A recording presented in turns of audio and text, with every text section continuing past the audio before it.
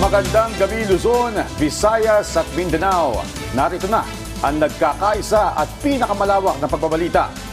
Sa pangunguna ng Presidential Communications Office na kinabibilangan ng Philippine Information Agency, Philippine News Agency, Presidential Broadcast Service, IBC at PTV. Mula sa PTV, ako po si Sheila Salaysay. Ihahatid namin ng mga komprehensibo at mahalagang balita mula sa iba't ibang bahagi ng bansa. Mula sa PTV, ako po si Joshua Garcia. Ito ang Balitang Pambansa. Ngayong gabi sa Balitang Pambansa, mga kagawaran at ahensya ng gobyerno handa na sa pagpasok ng Bagyong Christine. Pamahalaan, inabisuhan naman ng publiko na maghanda at maging alerto sa magiging epekto ng malakas na bagyo. Social Welfare Department, puspusan na ang repacking para maghatid ng tulong sa mga apektado o maapektuhan ng Bagyong Christine. Department of Interior and Local Government, inirekomenda ang suspensyon ng klase hanggang bukas. Charlie Protocol o pinakamataas na emergency protocol, inactivate na ng Office of Civil Defense. At silipin natin ang sitwasyon sa iba't ibang lugar sa bansa na apektado na ng bagyo. Una po sa mga balita, nakalatag na ang lahat ng paghahanda para mabilis na makatugon sa mga mangangailangan at mapagaan ang epekto ng hagupit ng Bagyong Christine at maiwasan ang casualty. Yan ang Balitang Pambansa ni Clazel Pardilla. Miyerkules ng umaga, inaasahang tatama sa lupa ang Bagyong Christine sa probinsya ng Isabela. Bago pa mangyari yan, nakahanda na ang Department of the Interior and Local Government alinsunod sa direktiba ni Pangulong Ferdinand R. Marcos Jr. Nakaalerto na ang mga lokal na pamahalaan at iba pang sangay ng ahensya. Handa ng mga evacuation center at mga posibleng kinakailangan tulong. All units have been mobilized. All local government units have been informed. No matter where it will pass, all local government units, all civil defense units have been alerted, and I think we're prepared. Dahil sa banta ng Bagyong Christine, inirekomenda na ng DILG sa mga lokal na pamahalaan na suspindihin ang klase sa lahat ng antas sa Luzon simula ngayong araw hanggang bukas, October 23. Pero paglilinaw ng ahensya, nakadepende pa rin yan sa desisyon ng mga LGU. Pinangangambahan na maapektuhan ng Bagyong Christine ang 30 milyong populasyon, 18,000 barangay naman ang posibleng lumubog sa baha at makaranas ng pagguho ng lupa. Pinatitiyak ng punong ehekutibo ang mapayapang pagunita ng undas at pagdiriwang ng Pasko. Dodoblehin ng DILG ang presensya ng mga pulis sa mga pampubliko at matataong lugar. We've instructed the PNP to double their presence, especially in the malls, in the public sector transportation, and in the LRT and MRT, kung saan uso ang dukutan, ang mga snatchan ng mga bag. Mula sa PTV Manila, Clazel Pardilla para sa Balitang Pambansa. Nakatutok naman ang Office of the Civil Defense kaugnay sa mga paghahanda sa Bagyong Christine. Kumuha tayo ng update. Yan ang Balitang Pambansa ni Ryan Lesiges live. Ryan? Alam mo Sheila, umaaligid pa lamang sa kalupaan ng bansa itong si Bagyong Christine, pero ngayon pa lamang ay meron ng mga inilikas na mga residente mula sa iba't ibang rehiyon na bansa na dinadaanan na nitong bagyong ito. Ang gobyerno naman, Sheila, tiniyak na on top of the situation at tiniyak na nakahanda ng tulong para doon sa mga masasalanta o sasalantain nitong Bagyong Christine. Libo-libong individual na ang apektado sa ilang bahagi ng bansa bunsod ng pananalasa ng Bagyong Christine. Sa Bicol Region, mahigit 4,000 individual na ang naapektuhan. Katumbas ito ng mahigit 3,000 pamilya. May mga naitala na rin na landslide at pagbaha sa lugar. Sa Eastern Visayas, mahigit 700 individual na ang inilikas dahil sa mga naitatalang pagbaha sa ilang bahagi ng Samar Province. Sa pagtaya ng Office of Civil Defense, maring umabot sa mahigit 33 milyong individual ang maring maapektuhan ng bagyo. Dahil naman sa lawak ng sakop ng bagyo, mas dumami pa ang mga lugar na nanganganib magkaroon ng malawakang pagbaha at landslide. Pumalo na ito ngayon sa mahigit 21,000 na barangay, batayan sa ulat ng Mines and Geosciences Bureau. Nakikipag-ugnayan na ngayon ang OCD sa transport agencies para mag-issue ng travel advisories, partikular na sa mga lugar na inaasahang tatamaan ng bagyo. Nakahanda na rin ang mahigit 2 milyon na family food packs ng DSWD na naka-preposition na sa iba't ibang lugar sa bansa. Nakikiusap po tayo sa ating mga kabayan, lalong-lalo na yung mga potentially to be affected by Bagyong Christine, na maging mas mapagmatsyag. Makinig po tayo sa mga abiso ng ating mga local government officials and patuloy po tayong mag-monitor ng mga paalala. Ang Philippine Army naman nakaalerto na rin sa pagtugon sa magiging epekto ng bagyo. Ayon kay Army Public Affairs Colonel Louis Di Maala, nakakalat na ang halos 1,000 tauhan ng Philippine Army maging ang kanilang rescue equipment para sa posibleng search and rescue operation. For the 5th Infantry Division, they have raided 180 HADR teams composed of 801 personnel with 3 rubber boats and 142 land assets. While for the 7th Infantry Division, 2nd Infantry Division based in Southern Luzon and Central Luzon, as well as 8th Infantry Division and the 9th Infantry Division are also been placed on ready standby alert for the possible impact of the Typhoon Christine. Sheila, sa ngayon ay naka-activate na ang Charlie Protocol sa 7 rehiyon ng bansa. Ito ang pinakamataas na level ng emergency preparedness ng OCD. Kabilang sa mga rehiyon na tinututukan ngayon ay ang Cordillera Administrative Region, Region 2, 3, 5, 8 Calabarzon at Mimaropa na itinuturing na high risk dahil sa Bagyong Christine. Nasa ilalim naman ang Bravo Protocol ang BARMM at Region 1, habang ang National Capital Region, Region 6, 7, 12, 9, 10 at Caraga Region ay nasa Alpha Protocol. Ang inyo pong pamahalaan ng yung MDRIMC and yung Office of Civil Defense ay narito po para to assure you that help is here, your government is here in keeping with the President's guidance po to provide everyone with an efficient, effective, timely and relevant response all the time. One step forward for all of us po. Sheila, bukod nga doon sa naunang nabanggit ng DSWD kanina na 2 milyon na family food packs na nakakalat na doon sa mga lugar na tatamaan itong bagyo, meron pang nasa 194 million na standby fund ng DSWD na nakahanda rin na ipakalat or gamitin para doon sa pagresponde sa mga tatamaan ng bagyo. Ang NDRRMC, Sheila, itinaas na sa red alert status yung kanilang alerto mula sa blue alert status kahapon. At kasabay niya nanawagan ulit ngayon ang Office of Civil Defense ng kooperasyon sa publiko dahil mababaliwala daw lahat ng kanilang ginagawang paghahanda kung hindi makikipagtulungan sa pamahalaan ang publiko. Sheila. Maraming salamat, Ryan Lesiges. Kaugnay niyan, puspusa na ang ginagawang relief efforts ng pamahalaan para sa mga apektado at naapektuhan ng Bagyong Christine. Kumuha tayo ng pinakahuling update mula kay Department of Social Welfare and Development Assistant Secretary Irene Dumlao.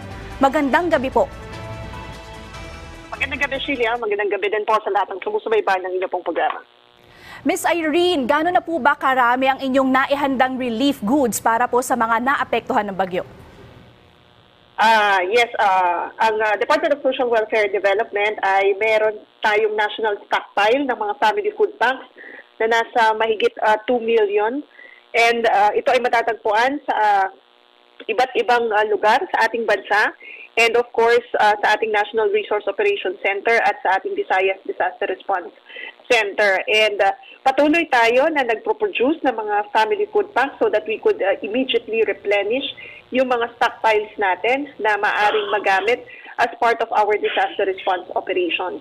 So nabanggit ko no na Meron na tayong naka-preposition in various parts of the country dahil meron tayong mga existing relief prepositioning agreements with local government units, kung kaya nga po nagagamit natin ang kanila po mga warehouses at doon po tayo nakapag-preposition so that anytime that the local government units would request for augmentation support from the national government, ay madali po nating maipapadala ang mga food packs natin. Nabanggit niyo po na ito po ay sa buong bansa. So ano-ano po bang mga lugar ang kayo pong naipamahagian na ng inyong mga relief goods? Sa kasalukuyan, meron na tayong natanggap na report o ulat mula sa ating Field Office 5 na kung saan nga as of 12 noon today ay a total of 199,000 pesos worth of relief assistance were already provided to affected families and individuals.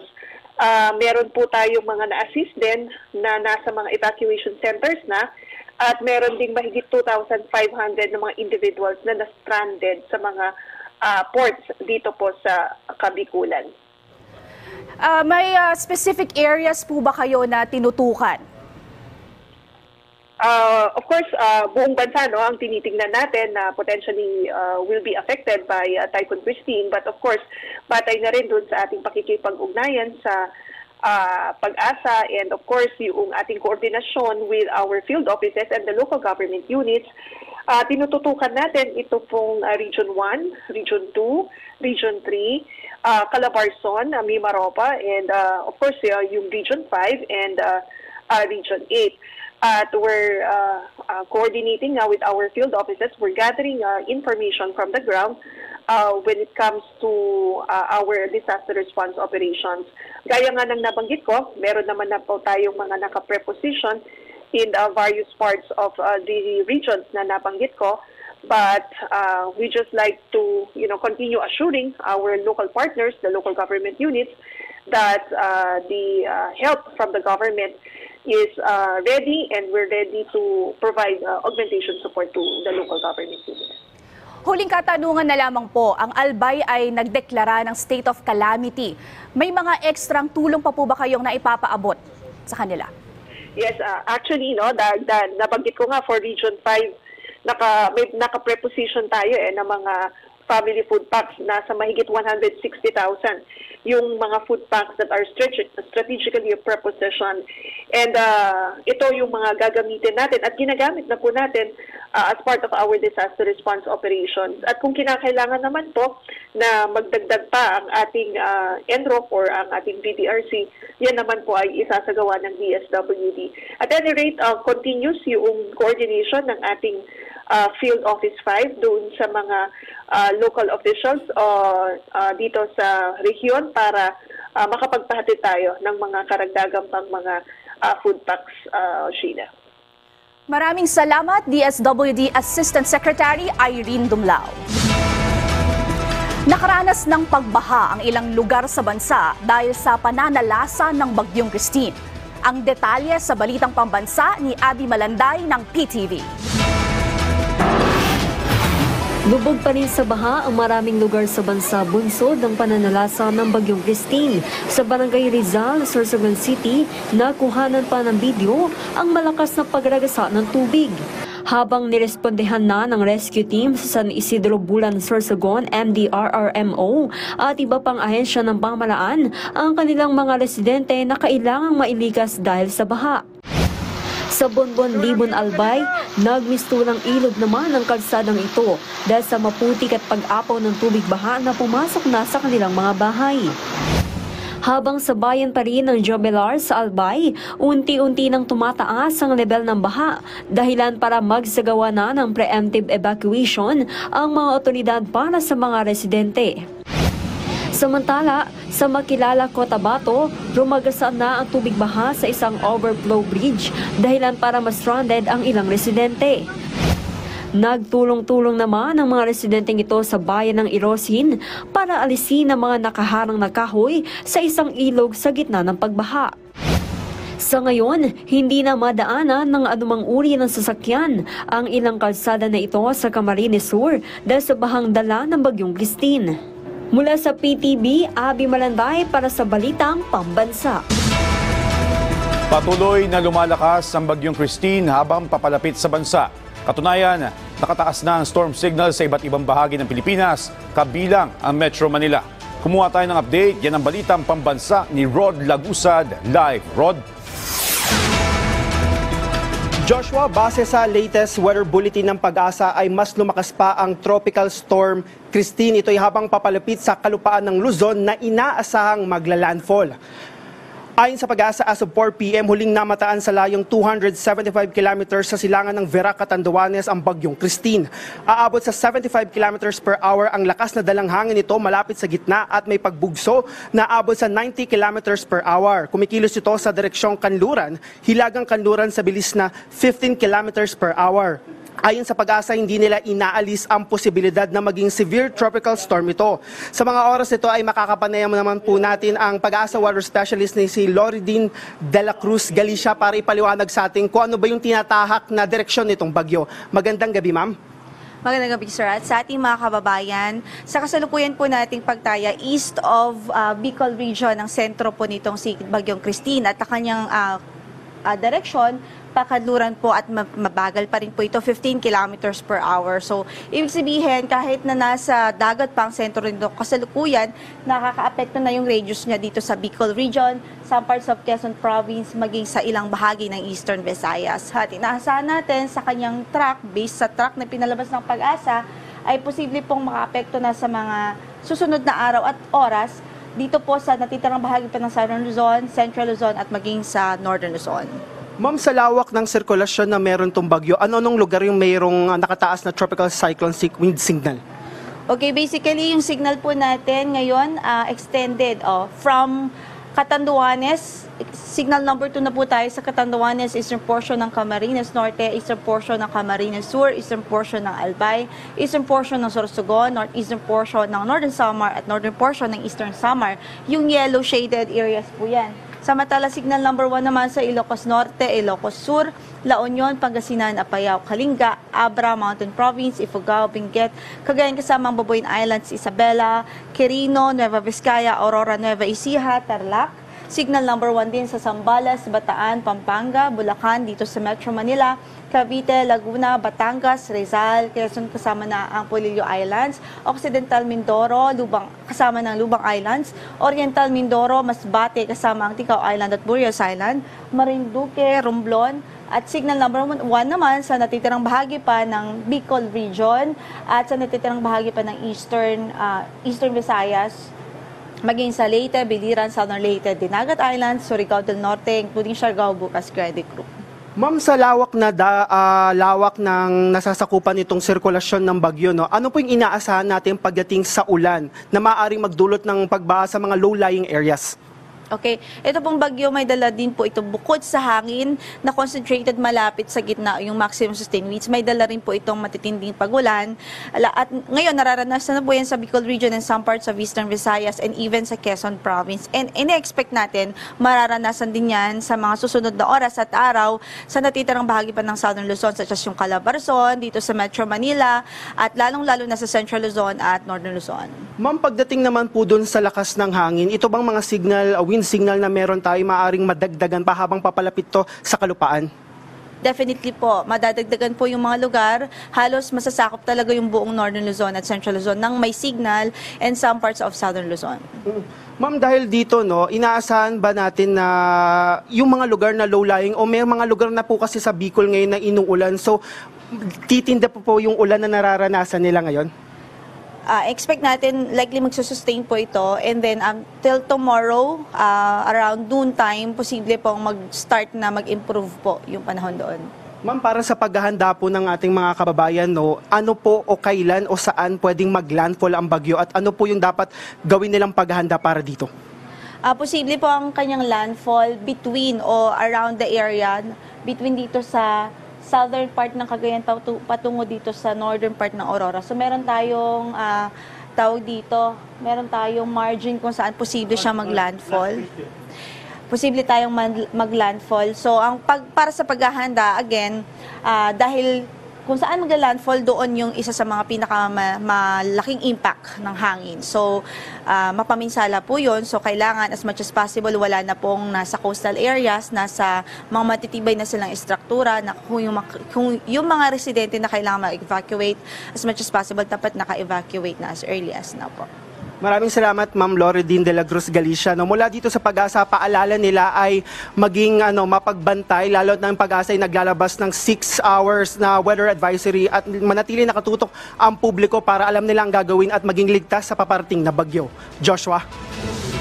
Maraming salamat, Brod Lagusan. Samantala, sinailalim na ang lalawigan ng Albay sa state of calamity dahil sa pagbaha na dulot ng bagyong Christine. Ipinag-utos na rin ng probinsya ang agarang paglikas ng mga residente sa mga lugar sa mga nanganganib dahil sa pagbaha, lahar at landslides. Ang detalye sa balitang pambansa ni Nancy Mediavillo ng Radyo Pilipinas, Albay. Nancy? Opisyal nang idineklara ng lalawigan ng Albay under state of calamity ng Sangguniang Panlalawigan sa pamumuno ni Acting Vice Governor Ray Bragais sa kanilang regular session ngayong hapon. Sang-ayon ito sa naging rekomendasyon ni Engineer Dante Baclao, Officer in Charge ng Albay Public Safety Emergency Management Office or APSIMO. Kailangan ito ng probinsya dahil sa massive flooding, iba't ibang bayan at lungsod sa lalawigan sa ngayon. Gayon din ang banta ng pagguho ng lupa at dahar flow sa mga river channel sa paligid ng Bulpang Mayon. Alinsunod sa massive evacuation order ni Acting Governor at PRMC Chair Glenda Ong Bongao sa buong probinsya bago dumilim ngayong araw, agad naman na tumahima ang lahat ng mga kinaukulan para matiyak ang kaligtasan ng bawat albayano at makamit ang zero casualty goal ng lalawigan. Tinasing mahigit sa 134,000 na katao ang dapat mailigtas mula sa 15 bayan at 3 lungsod dito. Samantalang lumubo naman sa mahigit 2,400 na katao ang stranded sa iba't ibang pantalan sa rehiyon. Karamihan sa mga ito sa Port ng Tabaco at Piudoran Albay sa Patlong Sorsogon at ibang bahagi ng Bicol Region. Mula sa Radyo Pilipinas Albay, Nancy Mediavillo para sa Balitang Pambansa. Maraming salamat, Nancy Mediavillo. Susunod sa Balitang Pambansa, mga lokal na pamahalaan naghahanda na sa posibleng epekto ng bagyong Christine. At landslides at pagbaha na itala na sa iba't ibang bahagi ng bansa. Lahat ng yan sa pagbabalik ng Balitang Pambansa.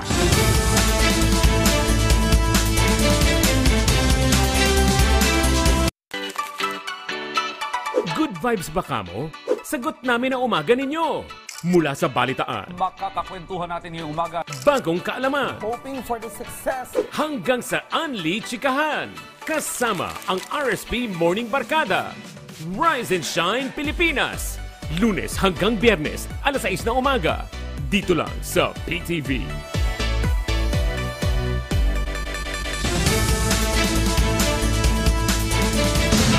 Pasadahan natin ang sitwasyon sa probinsya. Sa Cagayan Valley, nakataas na ang red alert status.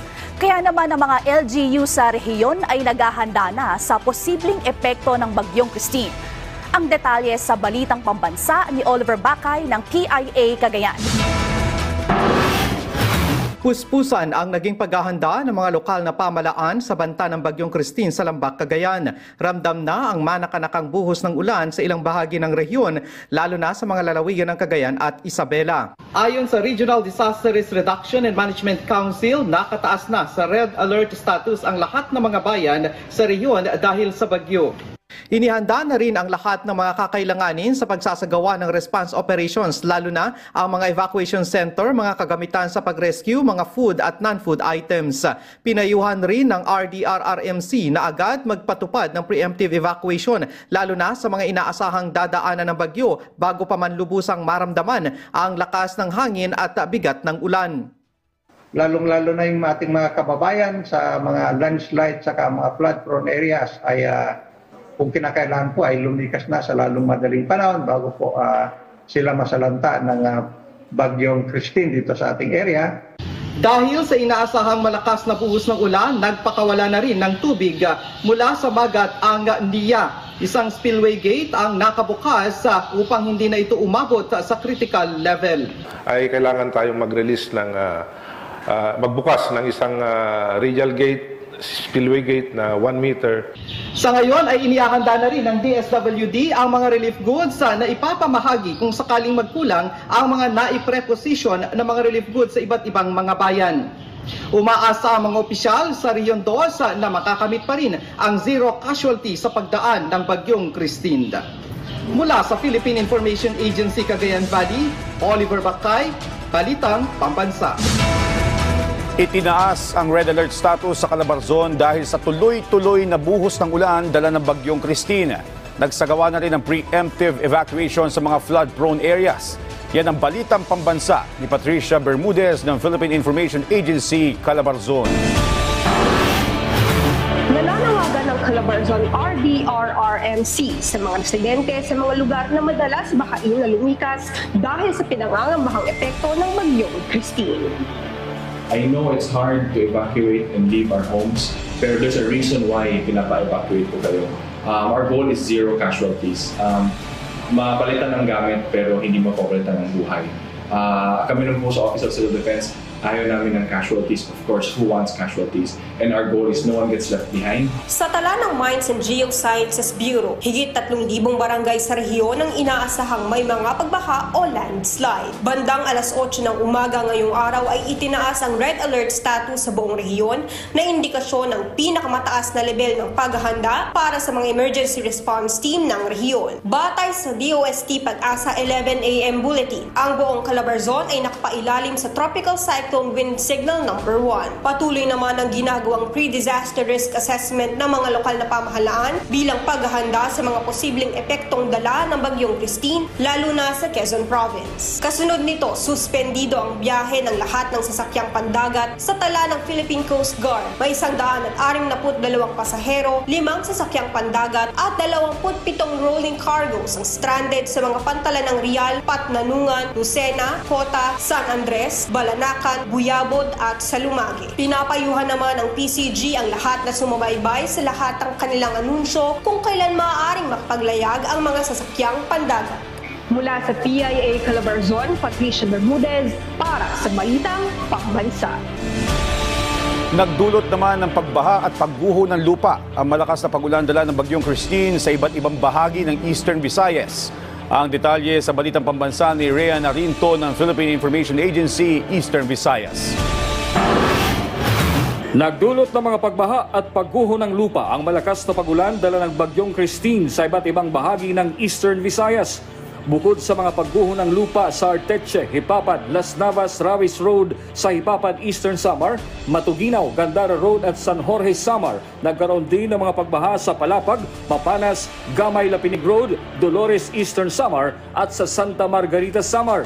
Nararanasan din ang pagkawala ng kuryente sa ilang lugar sa Samar, Northern Samar, Eastern Samar at Biliran. Samantala, patuloy ngayon ang search and rescue operation ng Western Leyte Coast Guard Station sa isang nawawalang may-ari ng isang sasakyang pandagat matapos na tumaob ang sinasakyan nitong bangka sa karagatan sa pagitan ng Ormoc City at Merida Leyte dulot ng masamang panahon. Ligtas naman ang dalawa nitong kasamahan. Ang tatlo ay mga residente ng Ormoc City. Sa pinakahuling ulat ng Philippine Coast Guard, nasa 1,079 na individual ang stranded sa 16 na mga pantalan sa iba't ibang bahagi ng Eastern Visayas. 15 barko at 10 motorbangka naman ang pinagbawalang pumalaot dahil sa masamang panahon. Mula sa Philippine Information Agency Eastern Visayas, Rian Arinto para sa Balitang Pambansa. Samantala sa Eastern Visayas pa rin nakahanda na ang lahat ng lokal na pamahalaan para sa posibleng epekto ng Bagyong Christine. Ang detalye sa Balitang Pambansa ni Sol Alarcon ng PIA Eastern Visayas. Nakataas na ang Tropical Cyclone Wind Signal number 1 sa Eastern Visayas kaya naka-alerto ang lahat ng lokal na pamahalaan bilang paghahanda sa posibleng epekto ng Bagyong Christine. Nauna nang nagsuspendi ng mga klase at trabaho ang mga local government units dahil sa banta ng malakas na ulan at pagbaha. Kahapon, nagsagawa na rin ng Pre-Disaster Risk Assessment o PEDRA meeting ang mga miyembro ng Regional Disaster Risk Reduction and Management Council RDRRMC at mga lokal na opisyal. Tinalakay nila ang mga paghahanda ng mga lokal na pamahalaan at mga ahensya ng gobyerno. Nakaalerto na rin ang disaster response team ng DSWD para makaresponde agad sa mga nangangailangan. Nakapreposition na rin ang family food packs at non-food items para sa rehiyon. As far as DSWD, particularly on our response interventions, the DSWD has a total of 110,742 family food packs. This is distributed in the different 62, we call it preposites, and also we have a total of 37,486 assorted non-food items. Mayroon ding standby stockpile family food packs na nagkakahalaga ng 140 million pesos ang DSWD Regional Field Office 8 para sa karagdagang tulong kung kinakailangan. Ang mga residente naman ay nakahandang lumikas kung sakaling maglalabas ng abiso ang mga otoridad. Kumbaga sa barangay, sa mga trompa, ano na lang namin yun, parang pag-prepare namin sa na kailangan lumikas. Mula sa Philippine Information Agency, Eastern Visayas, Sol Alarcon para sa Balitang Pambansa. Ipinagbawal na ang pagpalaot ng mga mangingisda sa Burgos, Ilocos Norte dahil sa banta ng bagyo. Ang detalye sa Balitang Pambansa ni Rani Dorilag ng Radyo Pilipinas, Lawag.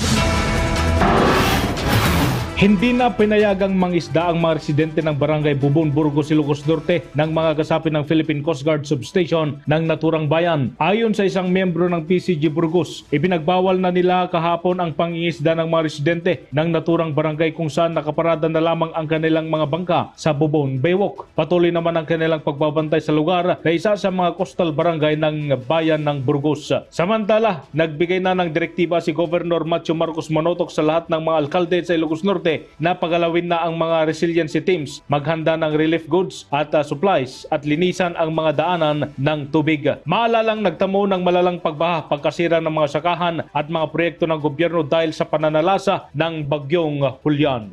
Mula sa Radyo Pilipinas Lawag, Rani Dorilag para sa Balitang Pambansa.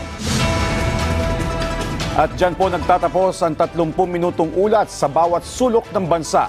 Pilipinas, 64 days to go. At Pasko na. Samahan niyo kami muli mamayang alas 9:30 ng gabi para sa updated at pinalakas pang balitaan mula sa PTV. Ako po si Joshua Garcia. Ito ang pinalawak na puwersa sa pangunguna ng Presidential Communications Office, kabilang ang Philippine Information Agency, Philippine News Agency, Presidential Broadcast Service, IBC at PTV. Mula sa PTV, ako naman po si Sheila Salaysay. Hatid sa inyo ang komprehensibong paghimay sa mahalagang usapin dito lang sa Balitang Pambansa.